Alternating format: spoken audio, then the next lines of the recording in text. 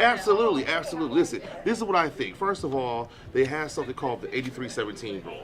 So basically, what that means is that Detroit not only pays for its own construction for its combined sewer outflow or overflow pipes, it also pays for that for the suburbs to the tune of 83% for the city of Detroit and 17% for the suburbs. We need to either get rid of that or reduce that heavily. Secondly, I also think what we need to start doing is we need to start refixing our infrastructure. Right now, 1 out of 5 abandoned buildings have leaks in them, and so what I think we need to do is we need to go through the Great Lakes Water Authority, be able to issue through the State Bonding Authority, be able to issue bonds to $500 to $800 million to be able to repair our infrastructure. I think that's something that's critical in order to make sure that we can stop these leaks that are going on in terms of, and I also think we need to do the lift up program. That was something that they did in Philadelphia, where basically they were basing rates based on people's income, and also having financial experts get together and restructure people's debt in order to help them pay these water services. I think that's for the water bills and utilities. I think that's something that will be critical in order for us to make sure that one, water rates are affordable, and secondly, that people are not having their water shut off. We've had so many water shutoffs, and there's a hepatitis A breakout to the tune of 37,441 people that have it now. And let me say this as well. I think that it's also very critical that we have better record keeping, because you're getting people who are getting bills who are paying their water bill. They're getting shut off notices. I mean, you got senior citizens who are on fixed income who are getting a $551 water bill for water they're not even using. And why is that? Because you have these abandoned buildings that have leaks in them, because the guys go in there and strip the building of copper or whatever else. They break the pipes and you have these leaks. And so as a result, you have people who are paying for water usage they're not even using. So let's go a little bit back to the neighborhoods. How would you deal with some of the issues that you're seeing in the neighborhoods in terms of, like, you'll have like a community like, let's say, Rosedale Park or Boston Edison, where it's like, this is great, it's a good step on a good thing. We go back to, my parents still live in the city over near the city airport. Yeah. And it's like, it's such a huge difference. So how would you go about attacking? Well, I think that you have to look at it from a different perspective. I think in terms of Boston Edison or in terms of Rosedale Park, you want to emphasize more neighborhood stabilization funds. Those are beautification projects and things of that nature that those areas would need. I think if you're talking about in terms of an area that's more hard to hit, like in the airport or certain sections of Brightmoor or things of that nature, what you would want to do is you would probably want to use home funds. Those are money that are available from the federal government to build affordable housing. Or you want to use asset control areas. And we have a lot of asset control areas, but we have a lot of designated zones from HUD. We don't have any real asset control areas that we've set up. And that's something that I want to do to be able to have more affordable housing. You also want to use community development block grants in terms of tearing down houses and tearing down abandoned buildings and things of that nature. You would also probably want to use, as well as Hope 6 funds as well. And you would also want to use, I would like to see if we could convince the pension board to be able to use the pension investment money as well, to be able to make sure that we can have more investment in terms of homes, as well as choice neighborhood grants. Those are things we can partner up with DPS in order to have more services provided for the schools. So I think those are things that we would want to do towards the building neighborhoods. And we also would want to partner up with the Small Business Administration for their 504 program, as well as making sure that we use new market tax credits to attract small businesses in those corridors so that we can put people back to work. And I think that's why my African Town program is so important, because I think with all the things that black folks have done, all the history that we have here, there's no reason why we can't monetize that history to put black folks back to work. So I think those are the things that we want to do to be able to really encourage growth and economic development within the neighborhoods. So what do you think about in terms of the safety? You touched on it a little bit. Yeah. What does more need to happen? I mean, what do you think? We have Craig who says, crime's down. Right. Some neighborhoods are like, Right. not here. Like yet. where? Yeah, no. So, well, listen, what I think we need to do is a couple things. One, what I think we need to do is we need to expand the use of neighborhood police mini stations. I think that's something that's critical.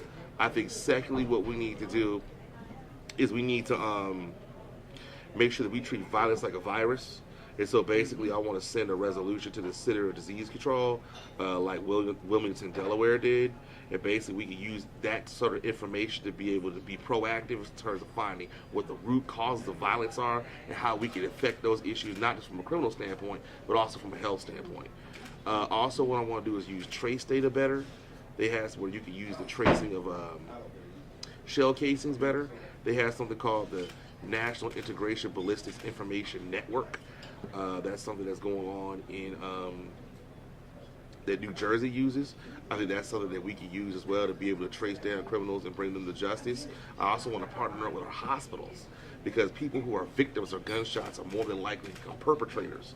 And so what we want to do is we want to be able to provide wraparound services to those hospitals as well as, behavioral health therapy as well because, being shot is a traumatic incident. You know what I mean? You get PTSD and all kind of stuff from that. So we want to make sure that we provide those services.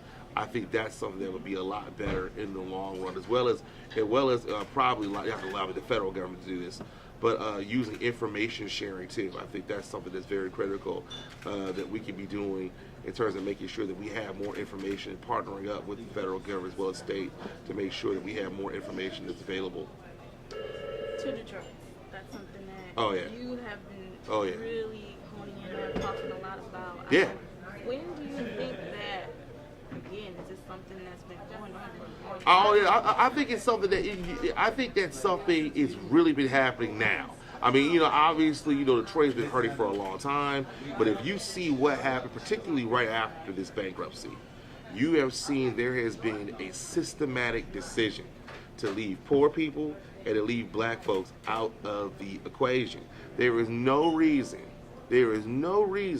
why during the discussion of bankruptcy, while during the emergency manager takeover, during that time, that my opponent Mike Duggan was in office, that there could, if you're going to make the decision to negotiate with them, why you could not have decided to have a plan for poverty, which 48% of the city, almost half the city of Detroit living in poverty today. Half the city. There's no reason why you can have a plan for that. There's no reason why you can have a plan to lower auto insurance rates, which is the highest in the country. There's no reason why we could have built a foundation to boost academic performance in our school system. There's no reason why we could have had a better, stronger water affordability plan since they were cutting off people 20,000. They shut off 20,000 people's water. There have been so many water shutoffs. The most in U.S. history has happened in Detroit that the UN, the United Nations, had to get involved. There's no reason why we had to go through that. There's no reason why you have this many people who are out of work. We have dropped out of the workforce. There's no reason why you have this many black people who are going from job to job to job to job to job. They can't get work. You got billions of dollars flowing through downtown. And we can't have some recreational centers for our kids. All these people got to be out of work. All these folks that got skills, that got talent. We can't partner up with the schools to teach skill trades to our kids. I mean, I'm all for science, technology, engineering, and math. But, I just think the people have been forgotten. And the fact that all that's going on, we couldn't have mass transit that goes more than 3 miles. The original plan was to go from downtown all the way to the suburbs. Then they shrunk it to 8 Mile. Now it's just from downtown to New Center. I'm not hating on New Center. You know what I mean? But there's more people in the neighborhood who need transit. We could have a plan to bring the joint access reverse commute back that carried over 220,000 people on it. It's just shameful. How much of to Detroit issue, how much of it do you think involves race? Oh, listen, you cannot talk about the American political story and race not be at the center of it. So race is absolutely a factor, definitely in this. I think that too often we treat black folks like they're expendable. And that's what this is. Look, this is Detroit, okay? So this is the home of black revolutionaries whose blood, sweat, tears, and toil soak the ground that we are sitting on right now. Okay? From Joanne Watson and Uhuru, from Ken Cochran, League of Revolutionaries, to the Group on Advanced Leadership, to the New Republic of Africa, the Republic of New Africa, excuse me, to Martin Luther King, who gave his first I Have a Dream speech, to Malcolm X, and a message to the grassroots, to Irma Henderson, to my father, Coleman Alexander Young, who beat back stress in the Big Four and diversified the city so black folks can have a job, so black folks can own property. And now, after all that bloodshed, sacrifice, in 2017, we gonna give all that up for Mike Duggan, who steals and robs and bid rigs and colludes? Why? I mean, why are we doing that? It's a shame before God. What was the purpose? What was the reason of all that? And now I have senior citizens being priced out of their homes. Senior citizens, having their water shut off. Families living in the house with no water. People sitting in jail because they got pulled over and asked, do you have insurance? And they said no because they can't afford it because it's too expensive. Children who are being part of the school to prison pipeline. That's what's going on every day in this town.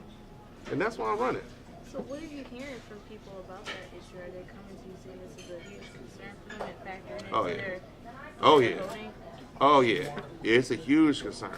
That's all folks are talking about. You know, most people that talk to me, they talk about, you can do something about this crime, and can I get a job? I want to be safe in my neighborhood. I want to be safe when I walk down the street. I want my children to be able to safe to go outside and play. And can I get work?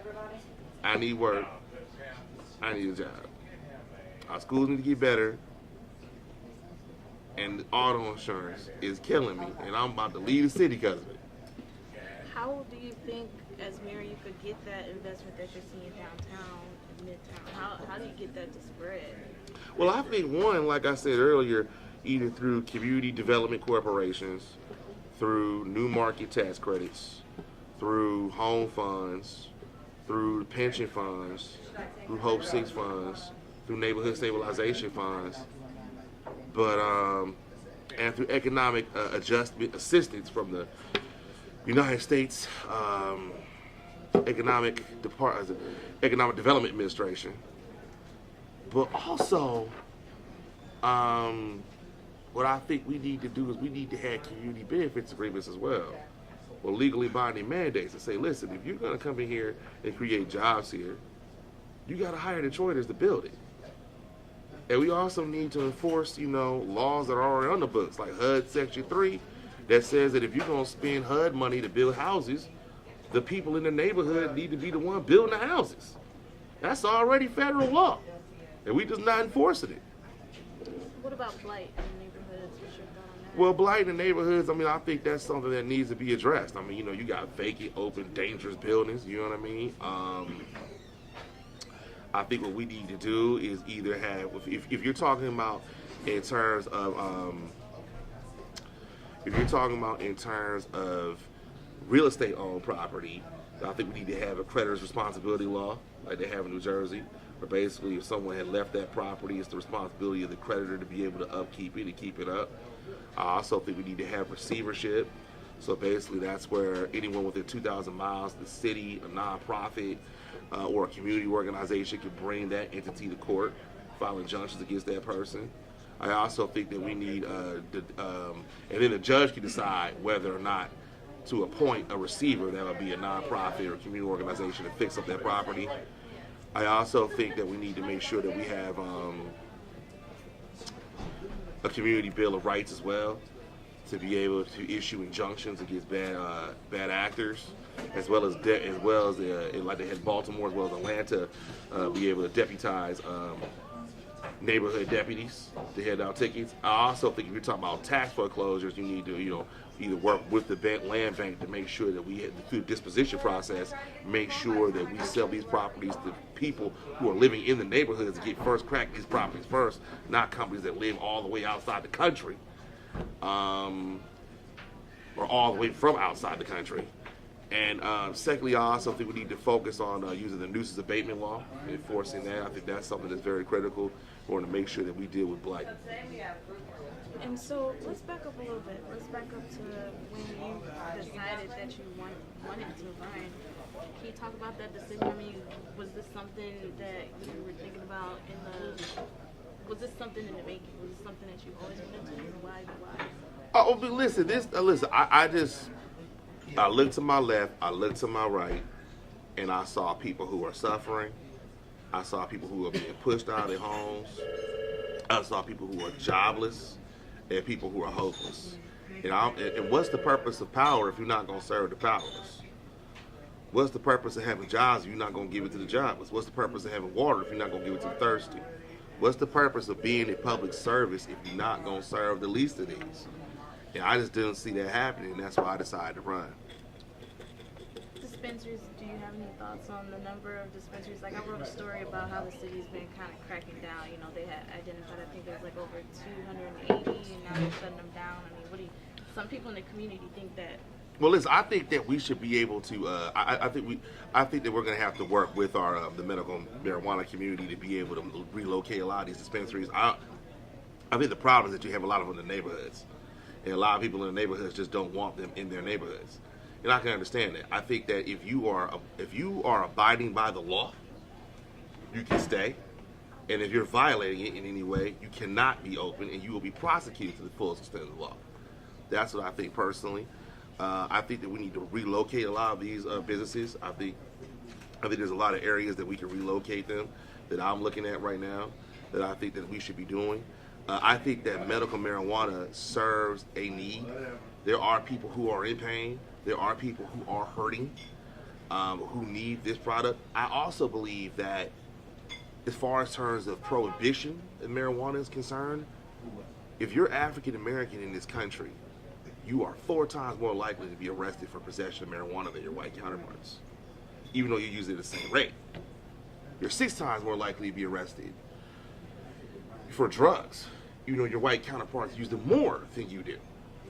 I think that the drug war has become basically something to perpetuate the prisoner industrial complex or mass incarceration.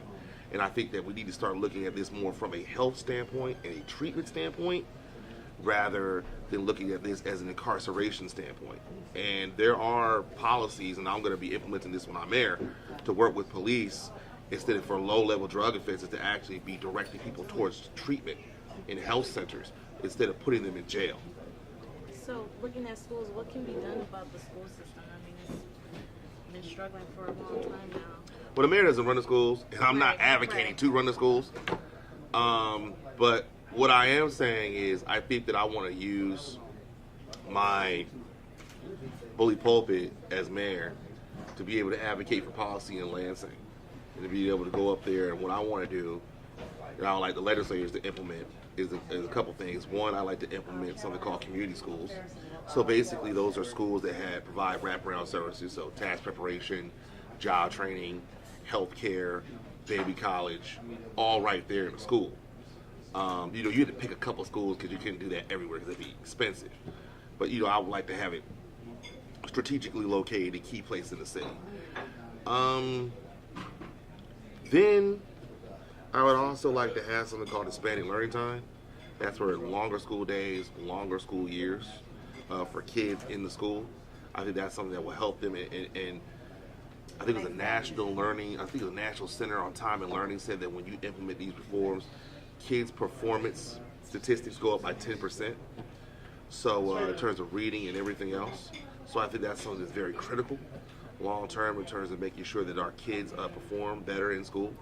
I'm not saying I want to start getting involved in academic reform or things and that's not what I'm saying. But I'm just talking about reforms that we need to put in place in order for our kids to learn, because right now we're trying to educate kids in the 21st century with a 19th century model.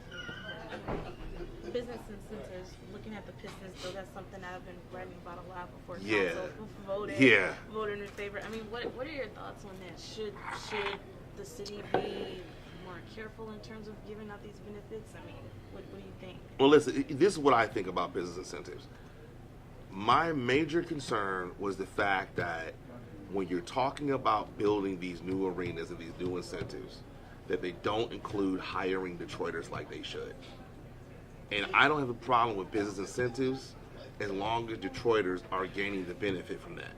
If you're putting people in Detroit back to work, if they're getting jobs, if they're getting opportunities, if they're learning trades, if they're able to feed themselves and their family, that's what those business incentives are for. I think the problem is that you give out these business incentives, and then what's supposed to be the economic development, or what's supposed to be basically the multiplier effect, or the velocity or the dollar, or cycle of the dollar, never really flows through Detroiters.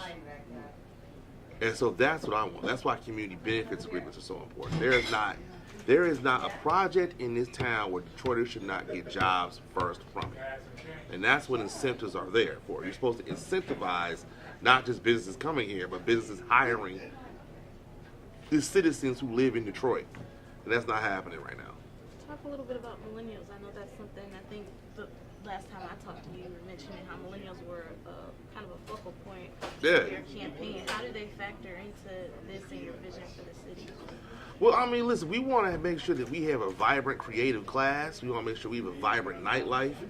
And, millennials are the future, man. They're the future doctors, the future lawyers, the future innovators, the future scientists. I mean, right now we're growing in terms of tech savvy here in the city of Detroit.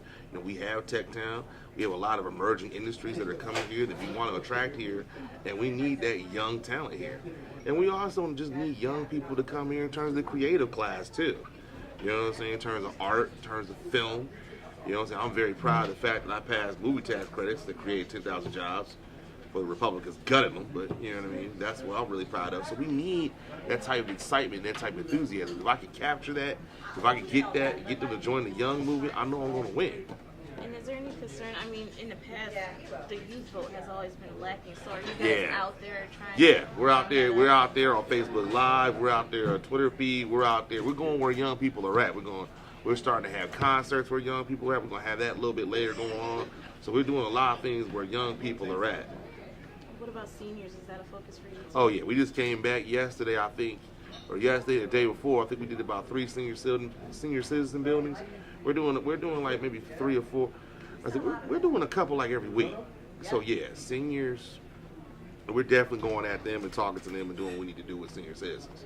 So say someone's getting ready to vote right now. Why should they vote for you? Why should they vote for me? They should vote for me if you want your neighborhood safe, if you want somebody that's going to create jobs, if you want somebody that's going to make a neighborhood affordable, if you want somebody that's going to stand up and fight for you, if you want a better tomorrow, vote Coleman Young today.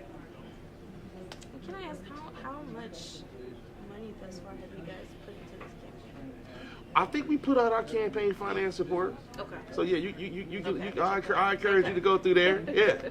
Okay. And the more we raise, we definitely let you know. Okay. Yeah. Do you have a list of endorsements that I could get from? I'm sure Adolph will be able to help you with our list of endorsements.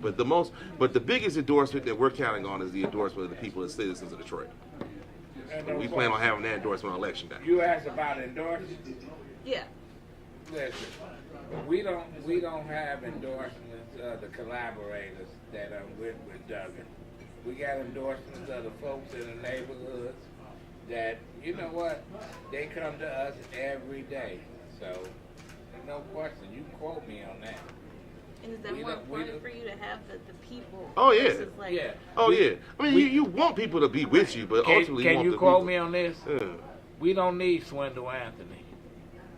Now, I'm going to tell you, we don't need him. Right? We don't need them. We got people that's in the neighborhoods that's going to do what we need to do. There ain't no question that he's out there. As soon as I'm done here, I'm going back in the neighborhoods. As soon as I'm done. Listen, he's knocking on the doors. He's not sending any surrogates. He's not sending any props. He's not sending anybody. That's what we got. I'm probably going to have something to eat for Mario. Then I'm going to go outdoors. Man. So let me just ask you about your father and his legacy. I mean, how much of that is playing into, as you are embarking upon your own campaign? It's heavily influential. I mean, my father's legacy, his principles, his ideals, what he stood for, is heavily influential. Not just on my campaign, but on my life period. On my development as a man, as a human being. The lessons that he taught me.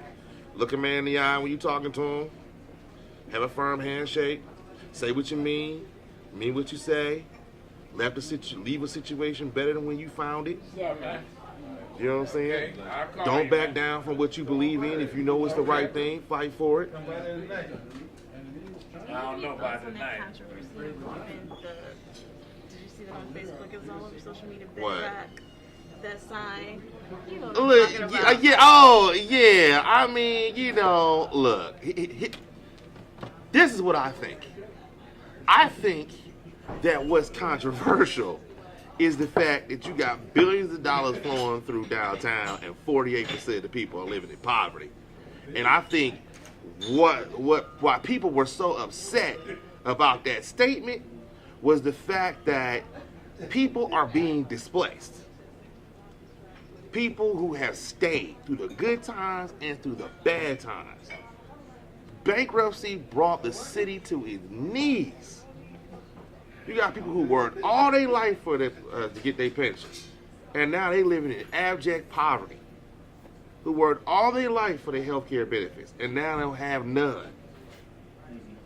You know what I mean? So when you see something like that, and you know people who stayed, who are leaving, you know people who are living in the high rise and their rent being doubled.